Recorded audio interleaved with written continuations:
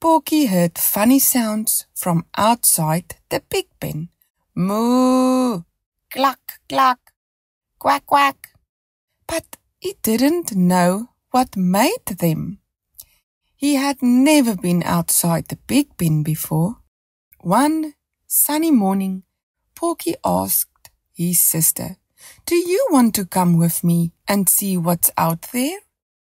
But she said, "No, thank you. I'm happy right here with all my food." Then he asked one of his brothers, but his brother just kept eating and didn't even answer. Porky tried crawling under the fence, but he was too big. He tried jumping over it, but he was too small. He sat in the corner, feeling very sad. Why doesn't anyone else want to explore? He wondered. Then one day, something amazing happened. The farmer came to feed them, and he forgot to close the gate. Porky's eyes lift up. This is my chance! Even though he felt a little scared, he tiptoed out of the pig pen. Soon he heard quack, quack. He followed the sound and saw a cute little fluffy animal, but he didn't know what it was. "Hello," said Porky. "And who and what are you?" "Hi," said the duck. "I'm a duck. I am going to the pond and play with my friends. Do you want to come?" "Yes, please." Porky smiled. As they walked, Porky met so many animals he had never seen before. He met cow, who said moo, chicken, who clucked, and even a friendly dog who brought him a stick to play fetch. Porky had the best day ever. After lots of fun, he knew it was time to go home. He trotted back to the pig pen, just as the sun was setting. The farmer saw how happy Porky was and had a great idea. From that day on, he opened the pig pen gate every morning so all the piggies could go out and play. At night, they would come back home to sleep. Porky's family was so happy. They played, made new friends, and saw all the fun things outside their pen. From that day on, Porky and his piggy siblings lived happily ever after, playing and exploring the farm with all their new animal friends. Rabbit and Bear's Picnic. Rabbit and Bear packed a big picnic basket full of delicious food for a fun day at the river with their friends. They have been looking forward to it all week. They were going to swim, play, and of course, eat lots of tasty treats. After a while of running around and swimming, Bear said, "I'm so hungry." Bear and Rabbit found a nice, shady spot under a big apple tree to sit down. Inside the basket were sandwiches, juice, cookies, and even ice cream. I'm so hungry," said Rabbit. But just as they sat down, flop, something hit Bear right on the head. "Ouch! What was that?" Bear asked. He turned around and saw a big red apple had fallen from the tree. They looked up and saw more shiny red apples hanging above them. Rabbit licked his lips. Yum! Bear took a big bite of the apple. This is so yummy. But then Oh no! He saw something moving in the apple. He got such a fright that the apple rolled out of his hand. What's wrong? Asked Rabbit. Something moved inside the apple, said Bear. Rabbit picked up the apple and peeked inside. Then he started laughing and laughing. It's just a little worm. Hello, wormy. The worm gave Bear a very grumpy look and said, That's my apple. Thank you very much. Rabbit gently placed the apple back under the tree, and they all had a good giggle. Then, flop, another apple fell, this time next to Rabbit.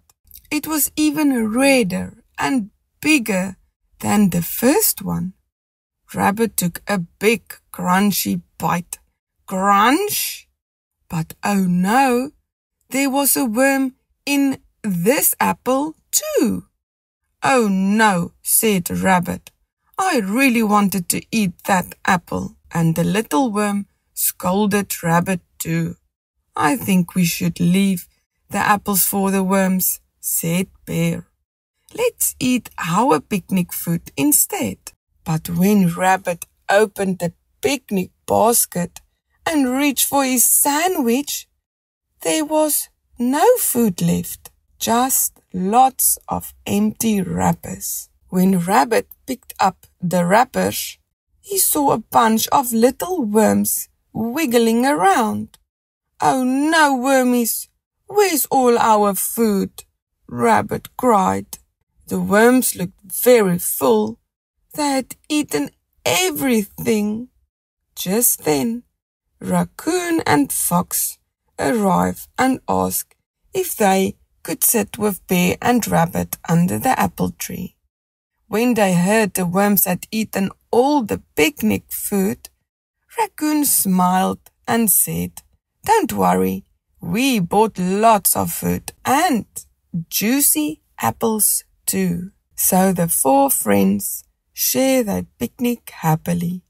And when their tummies were full, there was still plenty left for all the hungry little worms. Stripey, the little wonder worm. Once upon a time, in a big, beautiful forest, there lived a little worm named Stripey. He did not look like the other worms. All the other worms were green, but Stripey had stripes from head to tail. The other worms didn't like his stripes. You look funny, they said. Go away, Stripey. They didn't want to play with him. Stripey felt very sad. He wanted to look the same as the others. He thought, maybe if I was green like them, they would like me. The forest was full of tall trees and big green leaves. The sun only shone for a few hours every day. When the sun went away, the forest got very dark. The animals could not see, and many went to sleep hungry. One sunny day, Stripey climbed up the tallest tree to look for a sweet leaf to eat. As he climbed higher and higher, he felt something warm on his body. What is this? He thought. It was the sun. He had never felt the sun before. It felt nice and made him smile. He stayed in the tree all day, feeling the sun on his stripes. Later, when it got dark, he came back down. Something amazing happened. As Stripey moved on the ground, his stripes started to glow. A bright path of light followed him through the forest. All the animals stopped and looked. Wow, said a bunny. Look at Stripey, said a frog. His stripes made the forest light up. Even the other worms were surprised. They had never seen anything so beautiful. "We're sorry, Stripey," they said. "We didn't know your stripe was so special." From that day on, Stripey was not alone anymore. The worms played with him, and the animals followed his light path at night. Every morning, Stripey went back to the top of the tree to warm up in the sun. At night, his stripes glowed, and he made safe light paths for everyone. Now, the forest was not dark anymore. The animals could walk safely and find food. Stripey felt happy. He had found something special he could do, and he learned something very important. Being different can be wonderful. The Giant Hamster. Ben was a little boy. He wanted a tiny hamster more than anything in the world. Every day, he asked his mom and dad, "Can I please get a hamster?" But they always said, "When you turn 7, Ben, a pet is a lot of work." Ben was sad, but he waited. One day, Ben was playing in his room. "Knock, knock," said his mom. "I have a surprise. Close your eyes."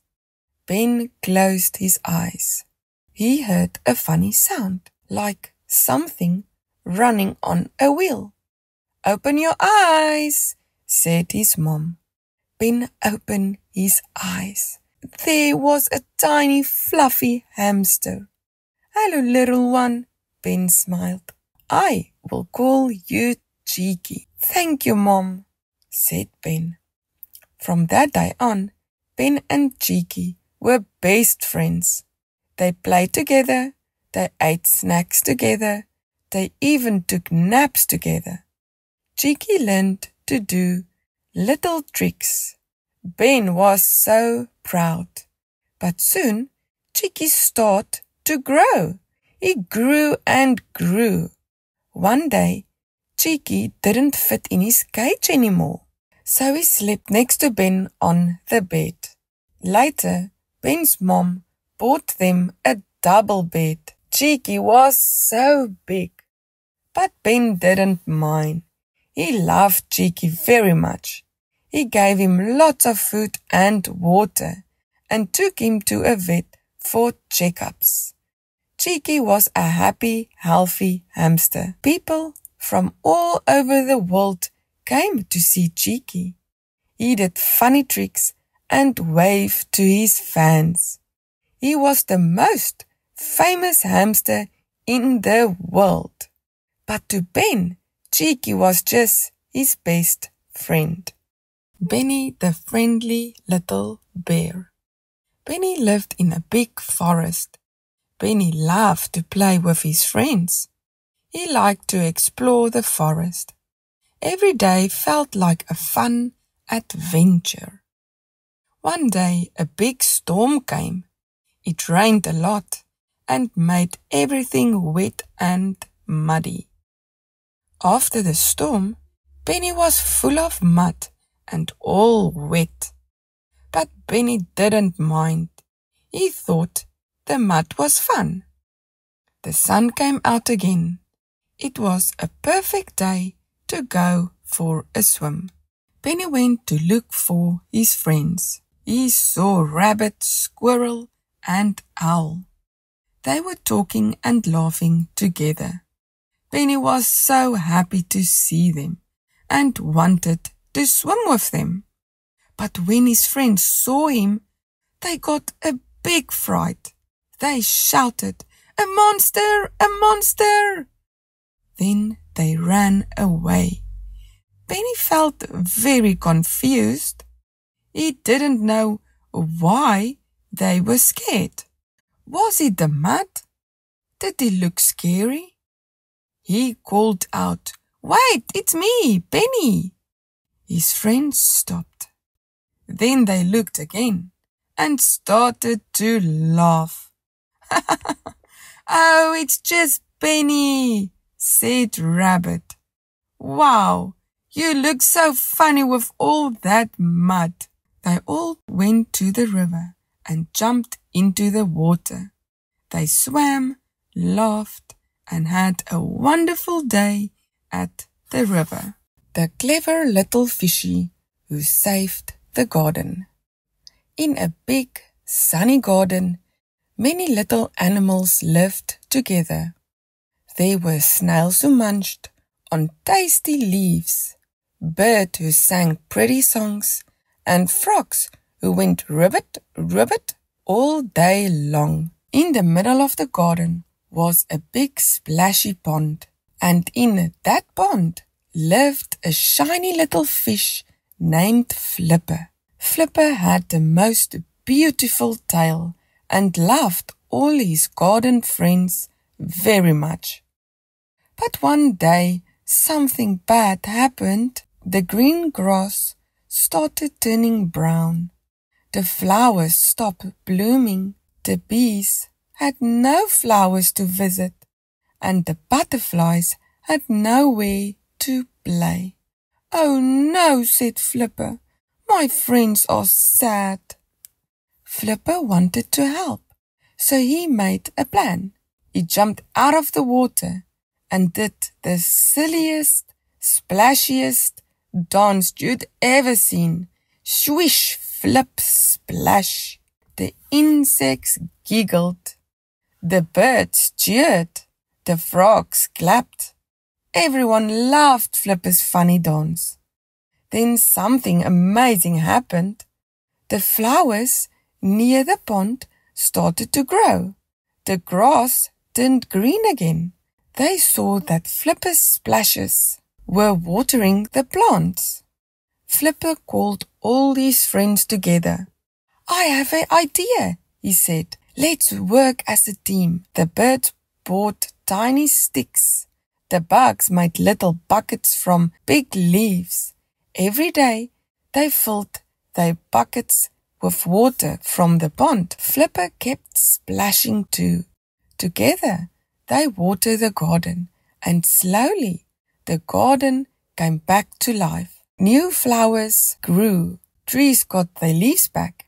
Even animals from other dry gardens came to visit. Flipper shared his idea with everyone, and soon other ponds in other gardens did the same. Thanks to Flipper's clever thinking and everyone's hard work, the garden was green and happy again. Flipper was so proud, and all his friends smiled and danced around the pond. Little Rabbit and the Loud Fire Truck. Little Rabbit and Daddy were at the shop and were on their way home. Little Rabbit was carrying a big bag full of fruit. He walked on the sidewalk and had to cross the road. He looked to the left and he looked to the right. His mommy always says, "You must look left twice and right twice before you cross at the pedestrian crossing." Ew, ew! Suddenly, Little Rabbit heard a loud noise. What is that sound? He wondered, and it got louder and louder, but he couldn't see anything. Little Rabbit and Daddy started walking across the pedestrian crossing. They had just stepped onto the other sidewalk when, whoosh! A big red fire truck sped past them with a long ladder and a big rolled-up hose. The siren was so loud that Little Rabbit grabbed his ears. The bag full of fruit fell to the ground. Apples and pears rolled everywhere. Little Rabbit sat down on the sidewalk. "Are you okay?" Daddy asked. They live just down the road, and Little Rabbit and Daddy always do shopping together. On the way to the shop, there's a big park where they always stop to play. There's a slide, a swing, and lots of funny things to climb on. Sometimes Milo, the little dog, comes along when they go out for a quick ice cream. Luckily, Milo didn't come along today. His poor ears would never have survived that loud siren. "Are you okay?" Daddy asked again.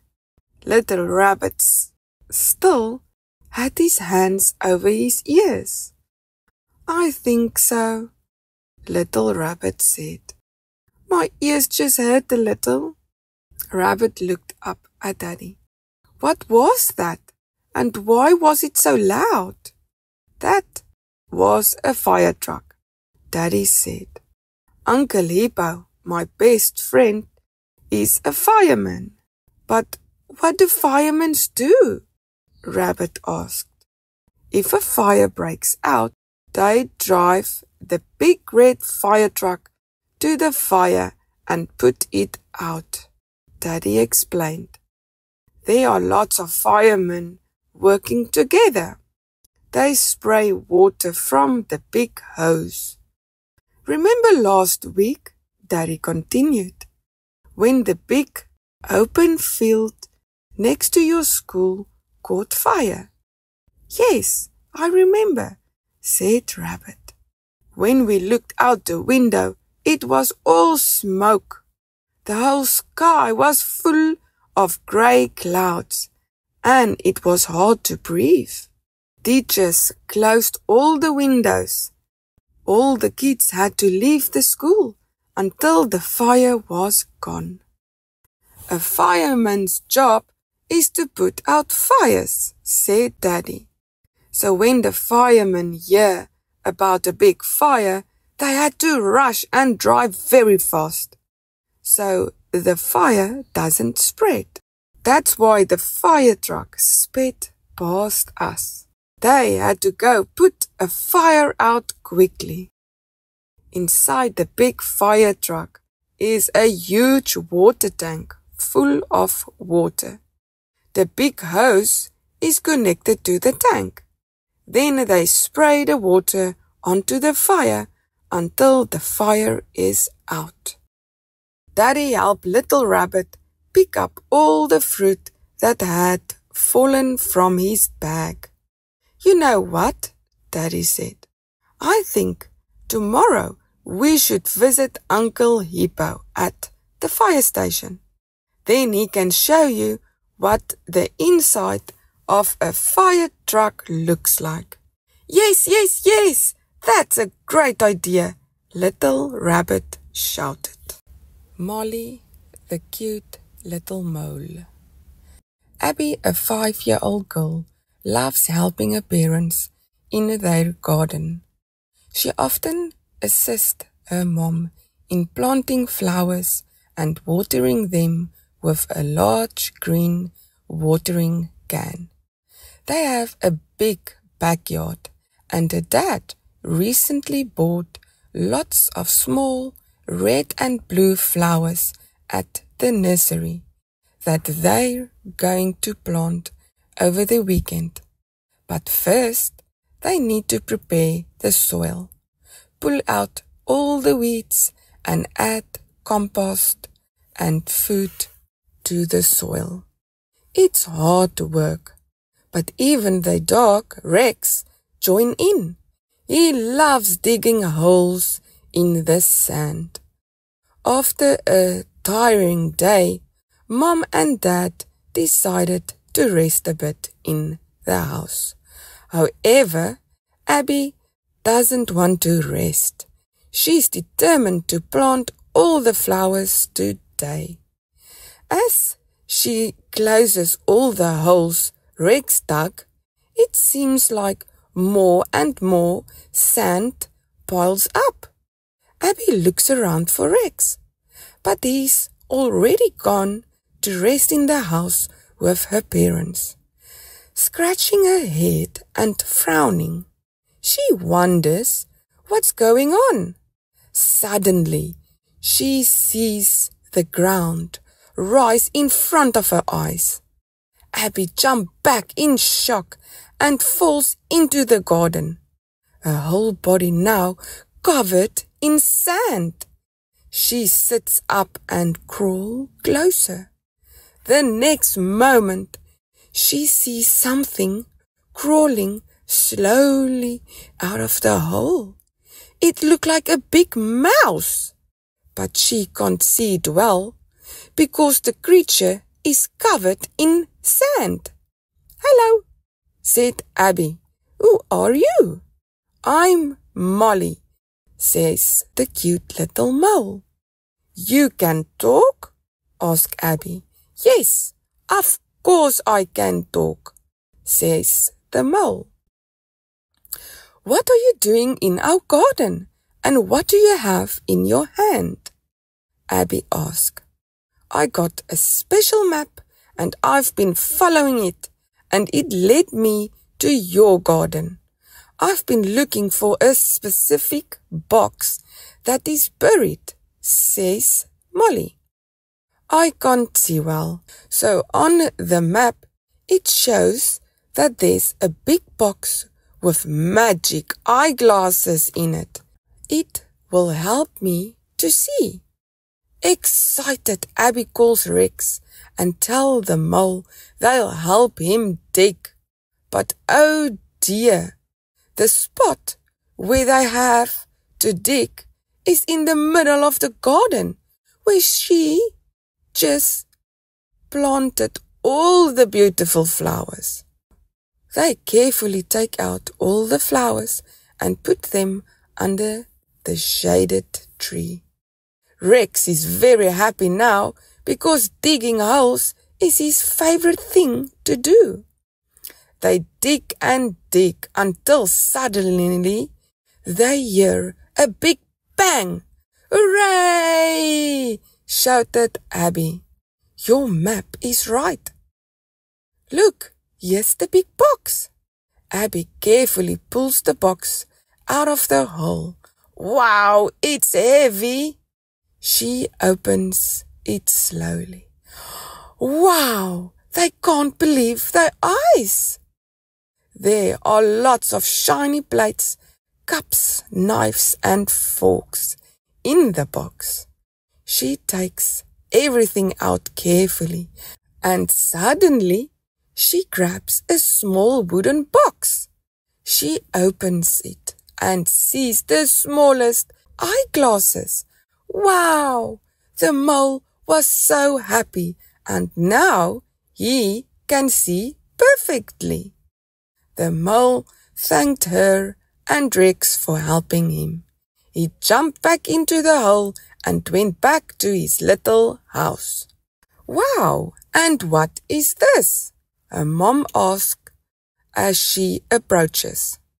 "Look what we found," says Abby. Her mom and dad couldn't believe what they saw.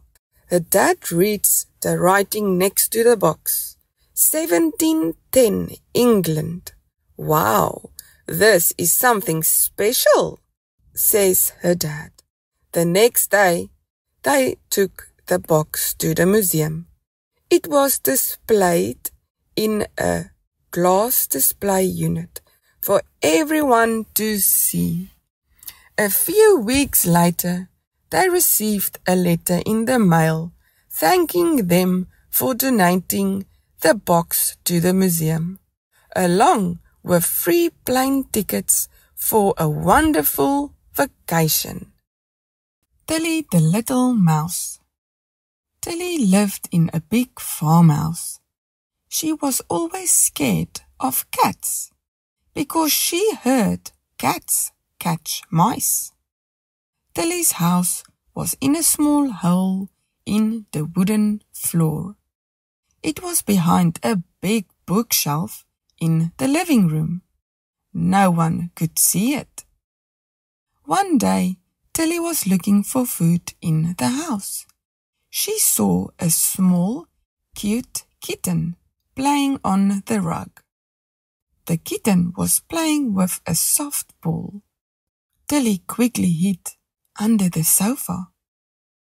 Under the sofa. She looked at the kitten and thought, maybe not all cats want to catch mice. Then the ball rolled under the sofa right next to Tilly. Tilly wanted to run, but the kitten saw her. Tilly was so scared. She couldn't move. Can you help me get my ball? My name is Fluffy, said the kitten with a smile. Tilly was shocked. You don't want to catch me? She asked. No, I don't want to catch you. I just want to play, said Fluffy. The ball keeps going under the sofa, and I can't reach it. But you are small. You can help me. Tilly was still a little bit scared. What if it's a trick? She thought. But then she felt brave. She pushed the ball to Fluffy. Fluffy smiled. Thank you. Do you want to play with me? Tilly nodded. She came out from under the sofa.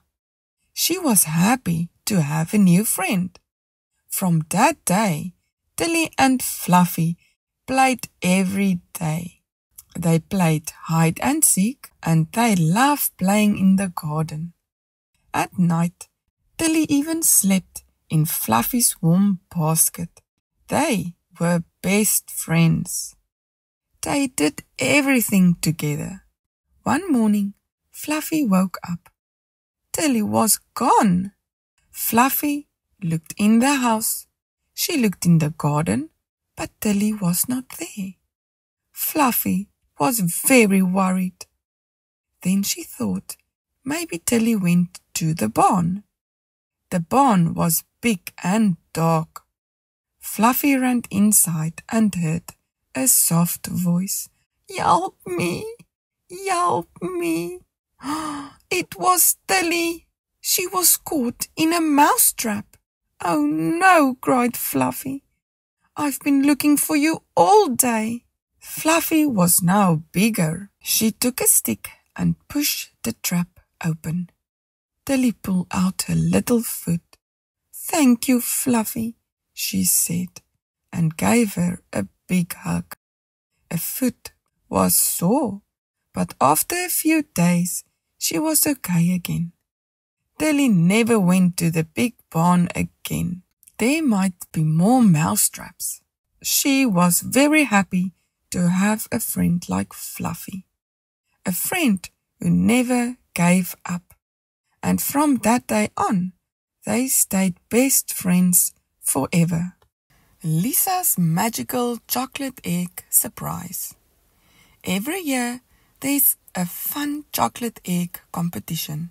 Only 10 lucky children get to meet the chocolate bunny. A day before the big event, the chocolate bunny hides many white chocolate eggs, but only 10 of them have a special letter inside. In Lisa's town, there are 5 parks where children can search for the eggs. Lisa joins the fun every year with lots of excited kids. This year, Lisa found one of the lucky eggs with the special letter inside. Yay, yay, yay! I found one! I won this year! She was so happy. She had been searching for 2 years to find an egg with a letter inside. That night, she couldn't sleep. She was too excited. Tomorrow, she would meet the chocolate bunny.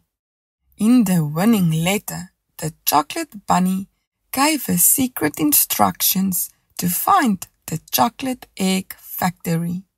She wasn't allowed to tell anyone. Only her parents could know. The next day, her parents dropped her off at the secret address.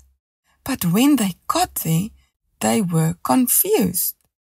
There was nothing there, just a big green field. The only thing there was a big red postbox with a giant chocolate egg on it. All 10 children stood near the red postbox. Then suddenly the ground started to shake. Steps appear in the grass, going deep, deep underground. The children walk down the stairs one by one until they reach a big door. But it wasn't a normal door, it was made of chocolate. They couldn't believe their eyes. Then the door slowly opened. He was big and soft, white and pink, and very friendly. The chocolate egg factory was huge. It looked like a colorful candy shop. There were chocolate eggs everywhere, and everything was made of chocolate, cookies, and sweets. The walls, the roof, even the tables. Ribbons and balloons hung from the ceilings. Bubbles floated around in the air. It was beautiful. "Hello, my name is Chocolate Bunny," he said. "Welcome to the chocolate egg factory. Today I will show you how we make chocolate eggs." There were so many bunnies working inside. Each one had a special job. First they made the chocolate. It melted in a giant pot, and 10 bunnies stir it round and round. Next, the chocolate was poured into 50 different molds. Big eggs, small eggs, bunny shapes, so many kinds. After that, the bunnies popped the chocolate out of the molds and placed them on a very long table where 20 bunnies were working. Now it was time to paint the eggs. They painted beautiful patterns on the eggs and chocolate bunnies. Once the paint was dry, they packed everything into beautiful baskets. And the final step, the bunnies carried the baskets to big trucks outside. There was a lot of trucks standing in a line, ready to take all the chocolate baskets and goodies to the shop, where kids like Lisa could buy them. The rest of the day, Lisa and the children played games, laughed, and ate yummy treats with the chocolate bunny. Later that afternoon, all the parents came to pick up the children. It was a day Lisa would never ever forget. Once upon a time, in a magical forest, far away, there lived a tooth fairy with all her fairy friends. She was responsible for collecting the children's teeth and leaving them with a special gift.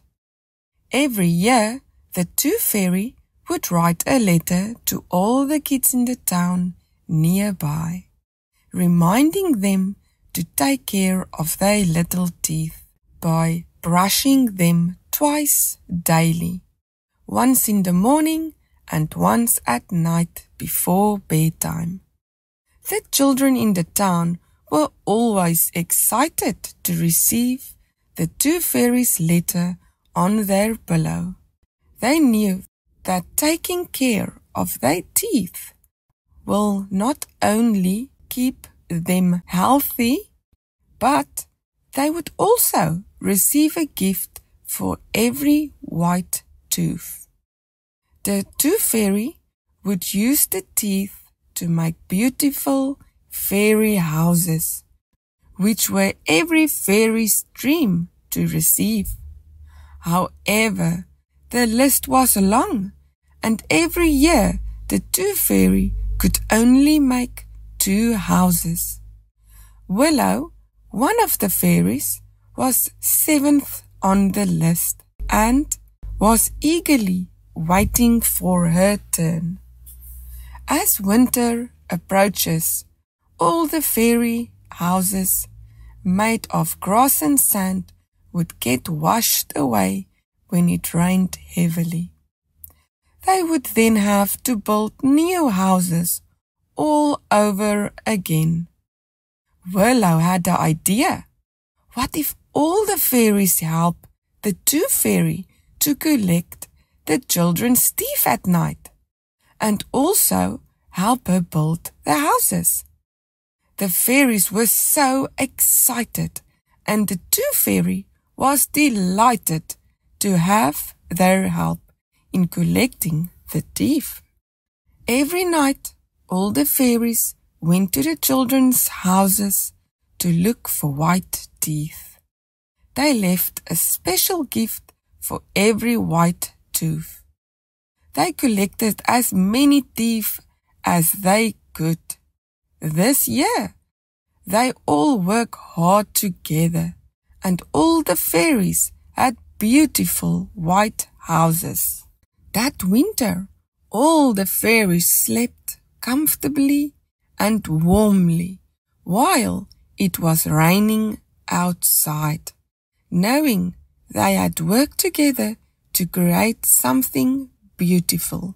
The following day, the children woke up to find the Tooth Fairy had visited them and left them a special gift for their white tooth.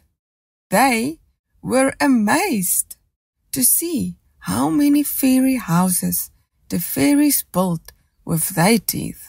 They knew they had done something special by caring for their teeth, which helped them stay healthy, but also helped the fairies have a beautiful place to live. Willow was overjoyed to see her fairy house made with the teeth she had collected. It was the most beautiful house she had ever seen, and she felt proud to have been a part of creating it. The Tooth Fairy was grateful for all the fairies' help and knew she could not have done it without them. From that day on, every year, the fairies worked together to collect the teeth and build the houses, making the Tooth Fairy's job a little easier and a lot more fun. Noah's Fire Truck Adventure. Max let out a big bark and whimpered softly near the large sand pile in the park. Max is Noah's little dog. Noah played happily at the park with his moms. They kicked the ball around and enjoyed a nice picnic under the big tree. Max barked again, his tail wagging wildly. Noah and his moms rushed to where Max was. There was a very big sand heap next to the park. Max had started digging, and now Noah joined in too. "What's this?" asked Noah. The next moment, they heard something that sounded like a fire truck. Wee, wee! And they dug deeper. The sound of the fire truck grew louder and louder. "Wow!" said Noah, his mouth hanging open in excitement. Then Noah spotted a wheel. He picked it up and set it aside. "That's a big wheel." As they continued to dig, they uncovered more parts of the fire truck. "Oh no," said Noah's mom. "It looks broken." The sound of the fire truck has suddenly stopped. "That's strange," said Noah. "Why isn't it working?" Max barked again and held a screw in his mouth, helping to search for all the loose parts of the fire truck too. After a few hours of digging and searching for parts, they couldn't find anything else. The fire truck was as big as Noah, who was already 2 years old. Let's go home, said his mommy, and then we can see if we can clean the fire truck and get it working again. Yes, yes, shouted Noah, very excited. At home, they cleaned the fire truck nicely. It was covered in mud and sand.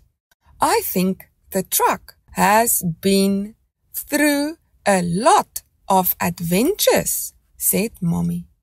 Thank you, Max, said Noah as he petted his head. Max lay on the ground where they were cleaning it. After some tightening and screwing, the fire truck was ready again. And so the day quickly came to an end. When it was bedtime, of course the truck had to sleep with Noah in his bed. Noah held the truck and covered it with a blanket. The next morning, Noah woke up from a movement under his hand. No, Max, he said, I want to sleep. But it wasn't Max. It was his fire truck moving. Hello, said the fire truck to Noah. Noah sat up straight in bed. Hello, said Noah. Yippee, shouted Noah. His moms came into the room and saw the truck working again. Noah was so happy and he played happily with his new truck buddy for the rest of the day. The Adventure of the Little Duckling. Once upon a time, not too far away, there was a farm where a cheerful little duckling lived, among a group of animal friends. This little duckling didn't always have so many friends. When he was just a tiny duck, he lived in a cold, lonely forest with his mom, dad, and siblings. They had to walk far every day to find food, and the forest was full of dangers like snakes, scorpions, and eagles. Every night they needed to find a new, safe place to sleep. One sunny day, after days without finding water, something shiny caught the little duckling's eye. It was far away, but sparkled under the sun. Excited, he ran as fast as his little legs would allow, eager to find out what it was.